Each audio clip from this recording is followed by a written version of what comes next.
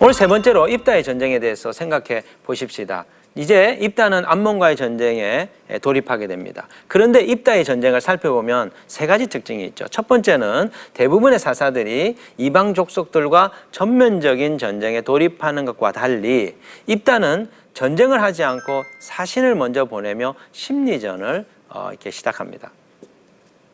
사사기 11장 12절에 보시면 입다가 암몬 자손의 왕에게 사자들을 보내 이르되 네가 나와 무슨 상관이 있기에 내 땅을 치러 내게 왔느냐 하니, 여기 보면 입다가 암몬 왕을 꾸짖는 듯한 말투로 사신을 보냅니다. 이것은 두 가지 효과인데요. 첫 번째는요, 자신감 있는 태도를 보이는 것이죠. 또 동시에 기선제압의 효과가 있습니다. 우리가 영적인 전쟁을 할 때 사단이 우리들에게 사용하는 영적인 전략이 무엇인가? 그것은 아무리 강한 사람이라 할지라도 상황이 거듭하여 힘들고 어렵고 좌절을 겪는 상황이 되면 마음의 자신감이 사라지게 되는 것이죠. 그때 우리 자신들이 깨달아야 됩니다. 이 자신감이 허물어지고 있는 그때는 사단이 교묘한 심리전을 통하여 우리들을 공략하고 있는 때라는 것이죠.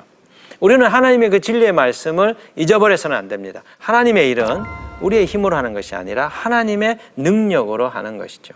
하나님은 불가능이 없으신 분이십니다. 사단은 너희는 안 돼, 너의 힘으로 감당할 수 없어, 그렇게 우리에게 속삭이지만 우리 내면에서 들려주시는 하나님의 목소리는 나는 너와 함께하는 전능자라, 내가 너를 도울 것이다, 내가 너와 함께하면 너는 이 일을 능히 감당할 수 있다. 하나님께서 우리에게 자신감을 가지도록 촉구하시는 것이죠. 그러므로 우리는 시편 42편 5절에서 선포한 다윗처럼 이렇게 선포해야 됩니다. 내 영혼아, 네가 어찌하여 낙심하며 어찌하여 내 속에서 불안해하는가? 너는 하나님께 소망을 두라. 그가 나타나 도우심으로 말미암아 내가 여전히 찬송하리로라. 때때로 제가 자신감이 결여되고 때때로 뒤로 물러나고 싶은 마음이 들 때 제 마음속에 스스로 선포하는 하나님의 말씀입니다. 저가 저 자신을 향하여 내 영혼아, 네가 어찌하여 낭망하느냐, 네가 어찌하여 불안해하느냐, 우리 자신에게 주신 하나님의 놀라운 말씀이죠. 우리는 우리 자신을 향해서 선포해야 됩니다.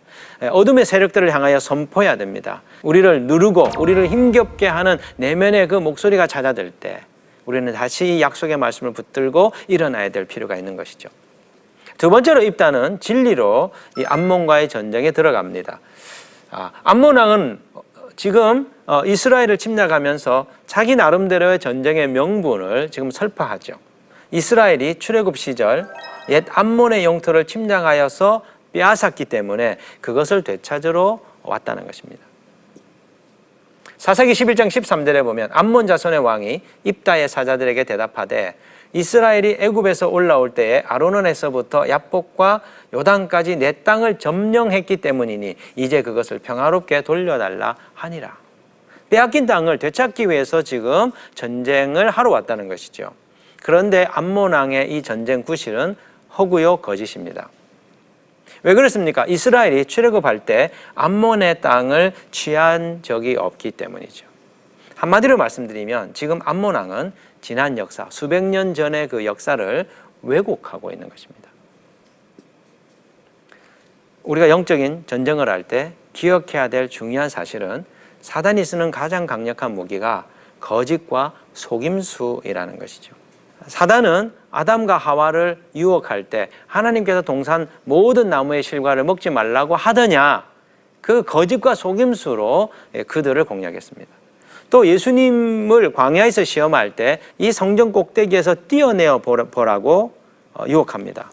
네가 만약 하나님의 아들이면 천사들을 보내서 네 발을 받들어 다치지 않게 할 것이다. 그런데 예수님이 거기에 응하지 않죠. 왜 그렇습니까? 뛰어내려서 하나님이 원하시지 않는 무모한 일을 하면 뛰어내리면 어떻게 될까요? 죽는 것입니다. 하나님의 뜻에 순종하지 않는데 천사를 보내서 받쳐주지 않는 것이죠. 사단이 하나님의 말씀을 일부분 인용하고 아주 많은 부분에 있어서 우리로 하여금 혼동스럽게 만들어서 결국 사단의 그 요구에, 사단의 유혹에 넘어가도록 한 것이죠. 영적 전쟁에서 우리가 대응해야 될 가장 강력한 무기는 무엇입니까? 그것은 힘과 능력이 아니라 진리를 올바로 분별하는 것입니다. 그런 점에서 말씀을 연구하는 것이 굉장히 중요합니다. 오늘 많은 분들이 영적 전쟁에 있어서 성령의 능력을 구하고 하나님의 초자연적인 은사들을 갈구합니다. 맞습니다. 우리에게는 성령의 능력이 필요합니다. 그러나 성령의 능력뿐 아니라 하나님의 말씀을 능숙하게 사용할 수 있는 능력을 갖춰야만 어둠의 세력들과 싸워서 승리할 수 있는 것이죠. 사단의 거짓 진리에 휘둘리지 아니하고 하나님의 이 일을 감당하기 위해서는 진리를 분별하고 그 진리로 무기 삼아 다룰 수 있는 능숙함이 하나님의 종들에게, 하나님의 사역자들에게 필요한 것입니다. 세 번째로 입다의 전쟁에서 우리가 배울 수 있는 사실은 이 하나님의 전쟁에 있어서 적절한 타이밍이 중요하다는 것이죠. 사사기 11장 29절에 보면 이에 여호와의 영이 입다에게 임하시니 입다가 길르앗과 므낫세를 지나서 길르앗의 미스베에 이르고 길르앗의 미스베에서부터 암몬 자손에게로 나아갈 때, 여기 보면 여호와의 영이 입다에게 임하시니 내용이 중요합니다. 입다는 지금 언제 암몬과의 전쟁에 출정합니까? 그것은 여호와의 영이 임한 후에 전쟁에 들어가는 것이죠. 이것은 어떤 의미냐? 입다가 자기 생각대로, 자기 임의대로, 자기의 계획표대로 전쟁을 수행한 것이 아니라 성령의 인도하심을 따라 전쟁을 행하였다는 것을 우리에게 말해주는 것입니다. 하나님의 일을 할 때 중요한 것이 무엇일까요? 내 뜻대로, 내 방식대로, 내 계획대로, 내 타임 스케줄대로 가는 것이 아니라 하나님께서 지시하시는 때를 따라 일하는 것이 중요하다는 것입니다. 여러분, 사도행전 1장에 보시면 예수님께서 사도들에게 선교를 명하시며 그들에게 주신 지침이 있습니다. 그것이 무엇입니까? 성령이 너희에게 임하시면 너희가 권능을 받고 예루살렘과 온 유대와 사마리아와 땅끝까지 이르러 내 증인이 되리라 하시니라. 성령을 받기 전에는 땅끝까지 가라고 말하지 않습니다. 성령이 임하고 난 뒤에 그들이 열방의 사명 사역자들로 그들이 나서게 될 거라고 주님이 말씀하셨죠. 하나님이 일하실 때 일하고 하나님이 머물러 있을 때 머무는, 하나님의 이끄심을 받아 하나님의 사역을 수행하는 것, 그것이 영적 전쟁에서 승리하는 비결이라는 것입니다.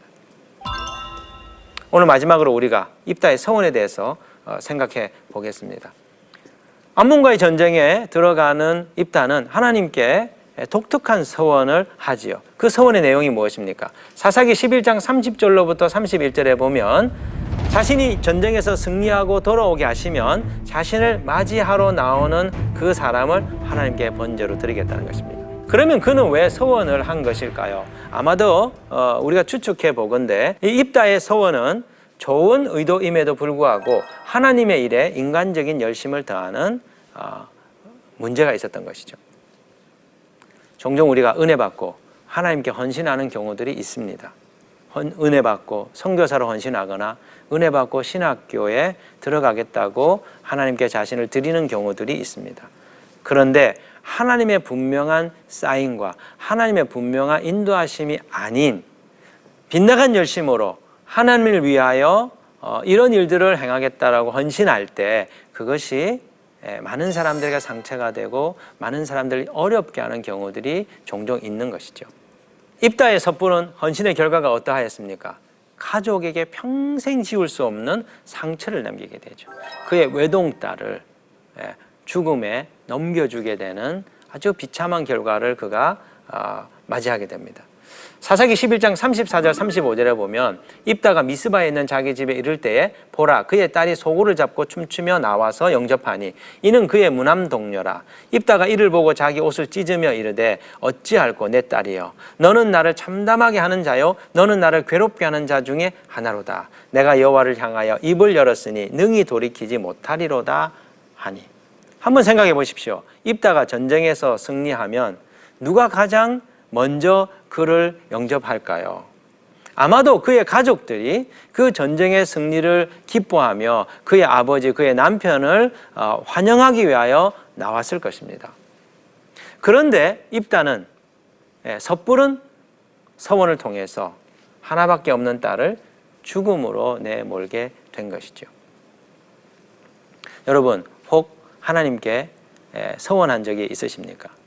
또 여러분의 부모님이 서원하셔서 여러분의 마음에 고통이 있는 분들이 있으십니까? 그러나 여러분, 오늘 이 본문은 잘못된 서원의 그 결과가 얼마나 비참한지를 우리에게 보여주며 섣부른 서원을 주의하고 또 혹이라도 우리 자신들이 하나님이 원치 않은 서원을 하였을 때 하나님 앞에서 돌이킬 수 있다는 사실을 우리에게 말씀해 주는 본문입니다. 우리가 믿는 하나님 어떤 분입니까? 하나님은 인격적이신 분이십니다. 인격적인 분은 대화가 되는 분입니다. 혹 내가 어떤 상황에서 잘못된 판단으로 서원하였다면 하나님께 그 상황에 대해서 다시 말씀을 드리고 하나님 이러하였기 때문에 내가 드린 그 서원을 취소하고 싶습니다. 하나님 감안하여 주소서. 하나님과 인격적인 대화를 통하여 우리가 드린 서원, 우리 부모님이 나를 위하여 드렸던 그 서원을 취소할 수 있는지를 여쭙는다면 인격적이신 하나님이 우리에게 잘못된 서원의 그 고통으로부터 건져주시는 분이라고, 건져주실 것이라고 저는 믿습니다. 오늘 입다의 전쟁을 통해서, 입다의 서원을 통해서 우리가 생각해 보아야 될 내용이 무엇일까요? 첫 번째는 학벌이나 경력과 상관없이 우리를 사용해 주시는 하나님께 감사하며 우리 자신을 하나님께서 사용해 주시도록 더 즐거운 마음으로 헌신하는 계기가 되었으면 좋겠습니다. 두 번째로 우리의 삶의 형편이 거칠고 황량할지라도 하나님의 인생 수련을 통하여 우리 자신들을 변화시키실 것을 고대하며 주님을 바라보며 힘든 이 환경을 잘 견뎌 통과해냈으면 좋겠습니다. 세 번째로 영적인 싸움을 할 때 자신감을 가지고 진리로 어둠의 세력들과 맞서며 하나님의 때를 잘 분별하여 하나님의 일을 수행해 나가는 믿음의 사람들이 되기를 원합니다. 다음 시간에는 사사 입다와 에브라임 지파의 내전에 대해서 공부해 보겠습니다. 지금까지 시청해 주신 여러분 감사드립니다.